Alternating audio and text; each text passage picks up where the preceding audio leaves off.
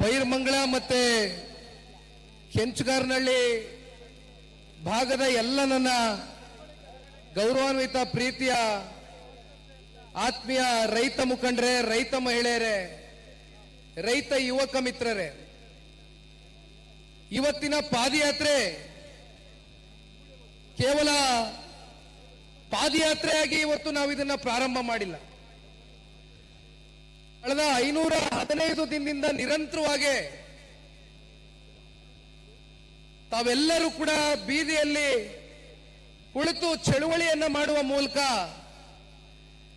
ಬಿಸಿಲಿರ್ಲಿ ನೀರ್ಲಿ ಯಾವುದನ್ನು ಲೆಕ್ಕಿಸಿದಿರ ನಿಮ್ಮ ಪಿತ್ರಾರ್ಜಿತ ಆಸ್ತಿಯನ್ನ, ಫಲವತ್ತಾದಂತ ಭೂಮಿಯನ್ನ ಉಳಿಸ್ಕೊಳ್ತಕ್ಕಂಥದ್ದಕ್ಕೆ ನಿಮ್ಮ ಈ ಒಂದು ಹೋರಾಟಕ್ಕೆ ಇವತ್ತಿನ ಸಂದರ್ಭದಲ್ಲಿ ನಾನು ನಿಮ್ಮೆಲ್ಲರಿಗೂ ಕೂಡ ಅಭಿನಂದನೆಯನ್ನ ಅರ್ಪಿಸಲಿಕ್ಕೆ ಬಯಸ್ತೇನೆ.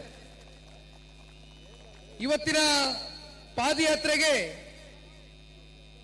ಕರ್ನಾಟಕ ರಾಜ್ಯದ ಮಾಜಿ ಮುಖ್ಯಮಂತ್ರಿಗಳು, ಇಂದಿನ ಕೇಂದ್ರದ ಸಚಿವರು ಸನ್ಮಾನ್ಯ ಕುಮಾರಣ್ಣ ಅವರು ಬಂದು ನಮ್ಮೆಲ್ಲರಿಗೂ ಕೂಡ ಅತಿ ಹೆಚ್ಚು ಶಕ್ತಿಯನ್ನ ತಂದುಕೊಟ್ಟಿದ್ದಾರೆ. ಜೊತೆಯಲ್ಲಿ ವಿರೋಧ ಪಕ್ಷದ ನಾಯಕರಾಗಿರ್ತಕ್ಕಂಥ ಮಾನ್ಯ ಅಶೋಕಣ್ಣ ಅವರು ಕೂಡ ಸುದೀರ್ಘವಾಗಿ ಮಾತನಾಡಿದ್ದಾರೆ.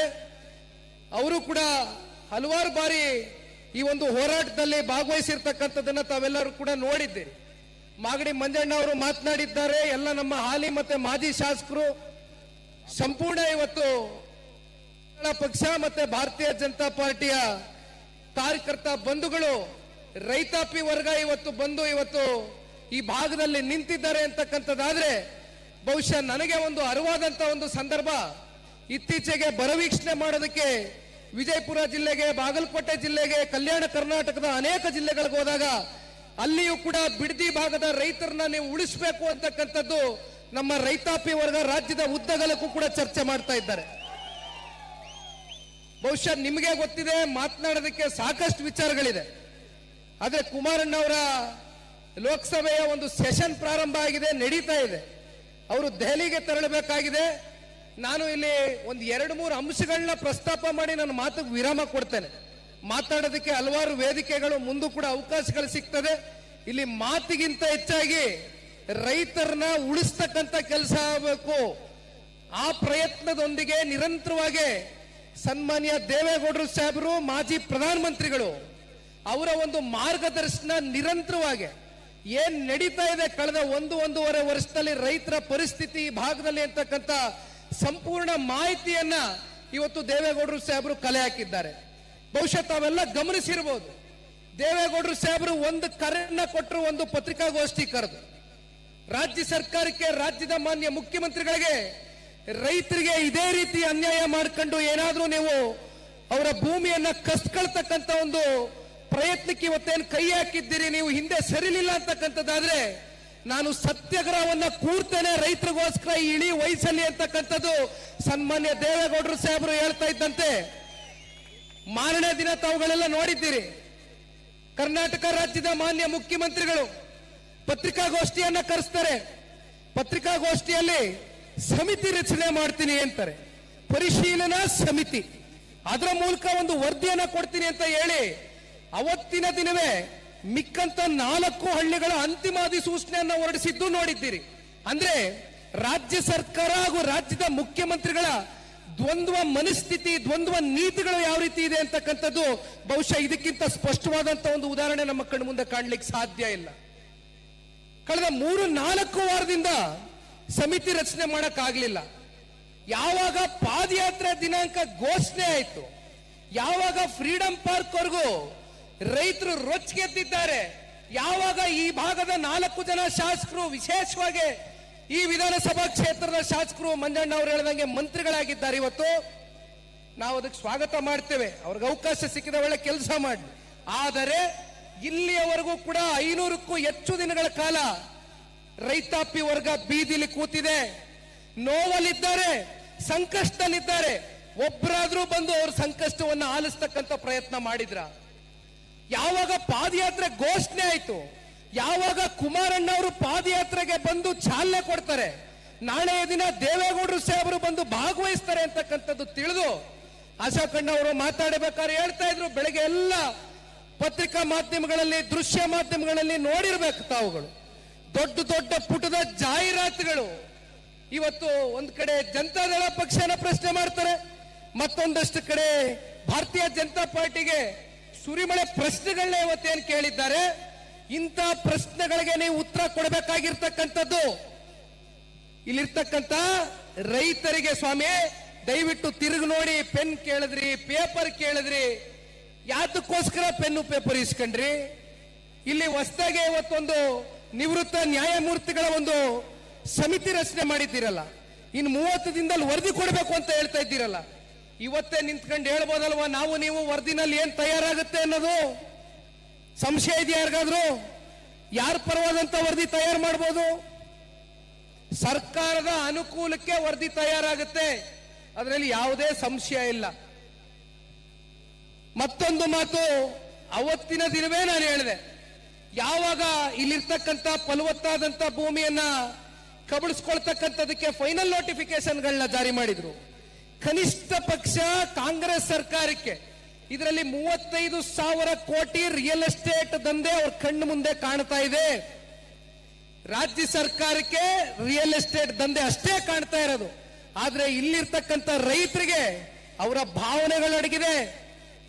ಭಾವನೆಗಳಡಗಿದೆ.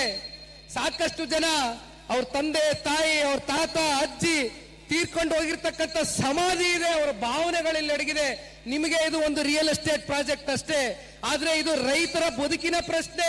ರೈತರ ಎದೆ ಮೇಲೆ ಮರಣ ಶಾಸನವನ್ನ ಬರೀತಕ್ಕಂಥ ಈ ರಾಜ್ಯ ಸರ್ಕಾರದ ಪತನಕ್ಕೆ ಬಹುಶಃ ಇವತ್ತಿನ ಪಾದಯಾತ್ರೆ ಏನು ಪ್ರಾರಂಭ ಆಗಿದೆ, ಅದಕ್ಕೆ ಶಂಕುಸ್ಥಾಪನೆಯನ್ನು ಮಾಡ್ತಕ್ಕಂಥದಕ್ಕೆ ತಾವೆಲ್ಲರೂ ಕೂಡ ಸನ್ಮಾನ್ಯ ಕುಮಾರಣ್ಣ ಅವರ ಒಂದು ಆಶೀರ್ವಾದದಲ್ಲಿ, ಸನ್ಮಾನ್ಯ ದೇವೇಗೌಡರು ಸಾಹೇಬರ ಮಾರ್ಗದರ್ಶನದಲ್ಲಿ ಇವತ್ತು ನಾವು ನೀವೆಲ್ಲರೂ ನಡಿಬೇಕಾಗಿದೆ. ಇದು ಯಾವುದೇ ಒಂದು ರಾಜಕೀಯದ ಲಾಭ ನಷ್ಟದ ಲೆಕ್ಕಾಚಾರಕ್ಕೋಸ್ಕರ ಇವತ್ತು ನಾವು ಈ ಪಾದಯಾತ್ರೆಯನ್ನು ಮಾಡ್ತಾ ಇಲ್ಲ. ಬಹಳ ಸ್ಪಷ್ಟವಾಗಿ ಹೇಳ್ತೇವೆ. ಕಾರಣ ಸನ್ಮಾನ್ಯ ಕುಮಾರಣ್ಣ ಅವ್ರನ್ನ, ಸನ್ಮಾನ್ಯ ದೇವೇಗೌಡರು ಸಾಹೇಬರನ್ನ 4 ದಶಕಗಳಿಂದ ಈ ಭಾಗದ ಜಿಲ್ಲೆಯ ಜನತೆ ಪಾಪ ಇಲ್ಲಿ ಇರ್ತಕ್ಕಂಥವ್ರು ಹೇಳ್ತಾ ಇರ್ತಾರೆ, ನಾವು ಈ ಜಿಲ್ಲೆಯಲ್ಲಿ ಹುಟ್ಟಿದೀವಿ ಅಂತಕ್ಕಂಥದ್ದು. ಯಾರು ಎಲ್ಲಿ ಹುಟ್ಟಬೇಕು, ಯಾವಾಗ ಈ ಭೂಮಿ ಬಿಟ್ಟೋಗ್ಬೇಕು ಅಂತಕ್ಕಂಥದ್ದು ಆ ಭಗವಂತ ತೀರ್ಮಾನ ಮಾಡ್ತಾನೆ, ಅದು ನಮ್ಮ ಕೈಯಲ್ಲಿಲ್ಲ. ಆದ್ರೆ ಯಾವುದೋ ಒಂದು ಋಣಾನುಬಂಧ, ಯಾವ ಭಗವಂತ ಕುಮಾರಣ್ಣನಿಗೆ ರಾಮನಗರ ಜಿಲ್ಲೆಯಿಂದ ಅವರು ರಾಜಕೀಯವನ್ನ ಪ್ರವೇಶ ಮಾಡ್ತಾರೆ, ರಾಜಕೀಯವನ್ನ ಪ್ರಾರಂಭ ಮಾಡ್ತಾರೆ. ಇಂಥ ಒಂದು ಪುಣ್ಯ ಜಿಲ್ಲೆಯಲ್ಲಿ ನಮಗೆ ರಾಜಕೀಯವಾಗಷ್ಟೇ ಅಲ್ಲ, ವೈಯಕ್ತಿಕವಾಗಿ ನೀವುಗಳು ನಮ್ಮನ್ನ ನೋಡ್ತಕ್ಕಂಥ ರೀತಿ, ಕೊಡ್ತಕ್ಕಂಥ ಗೌರವ, ಇವೆಲ್ಲವನ್ನ ನೋಡಿದಾಗ ಇವತ್ತು ನಿಖಿಲ್ ಕುಮಾರಸ್ವಾಮಿ ಕುಟುಂಬದ ಒಬ್ಬ ಕುಡಿಯಾಗಿ, ದೇವೇಗೌಡರು ಸಾಹೇಬರ ಮೊಮ್ಮಗನಾಗಿ, ಕುಮಾರಣ್ಣ ಅವರ ಮಗನಾಗಿ ನನ್ನ ಒಂದು ಜವಾಬ್ದಾರಿಯ ಒಂದು ಅರಿವು ನನಗಿದೆ. ಅದನ್ನ ನಾನು ಅರ್ಥಕೊಂಡಿದ್ದೇನೆ ಬಹಳ ಚೆನ್ನಾಗಿ.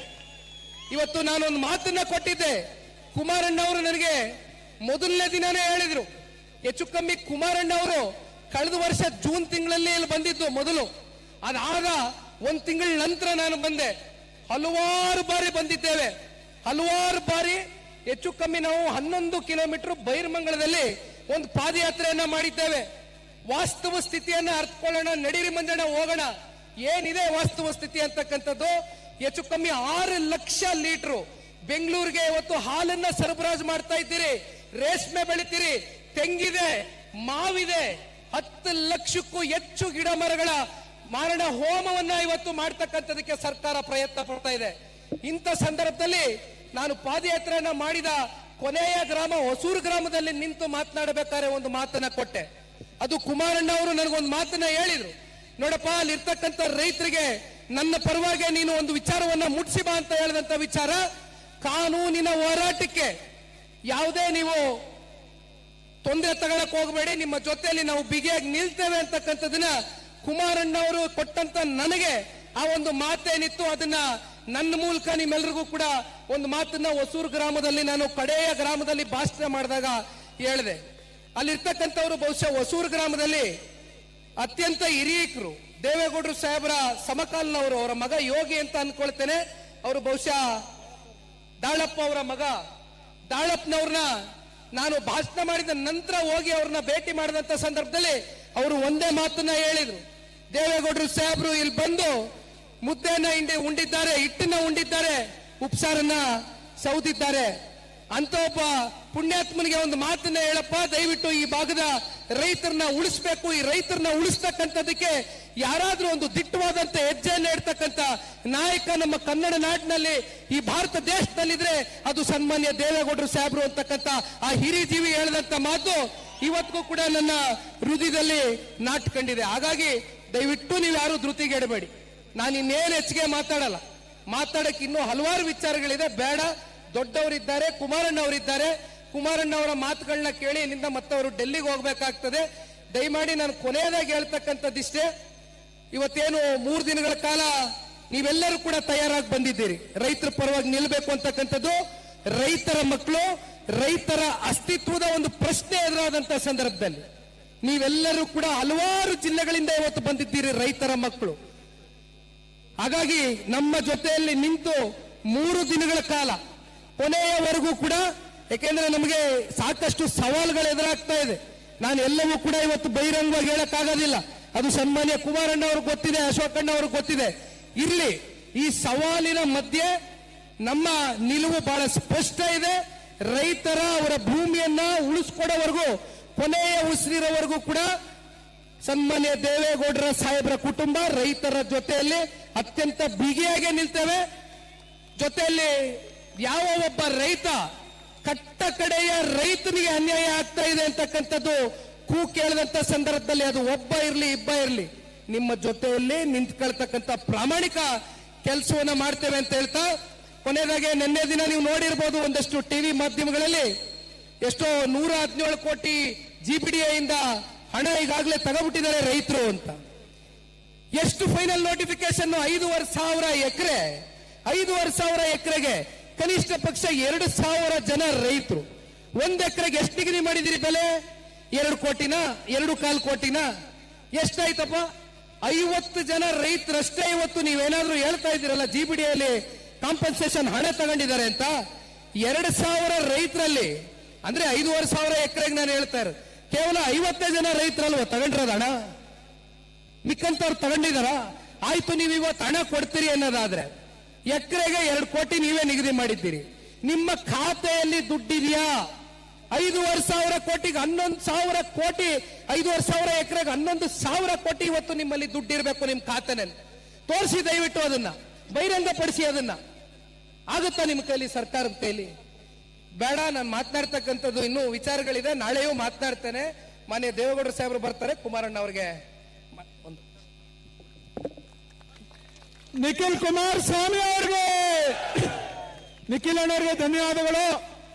ಈಗ ತಮ್ಮನ್ನೆಲ್ಲ ಉದ್ದೇಶಿಸಿ ಈ ನಾಡಿನ ಮುಖ್ಯಮಂತ್ರಿಗಳಾಗಿ ಇವತ್ತು ಕೇಂದ್ರದಲ್ಲಿ ಪ್ರಭಾವಿ ಸಚಿವರಾಗಿ ಕೆಲಸ ನಿರ್ವಹಿಸ್ತಾ ಇರತಕ್ಕಂತ ಕುಮಾರಣ್ಣವರು ಮಾತನಾಡ್ತಾರೆ.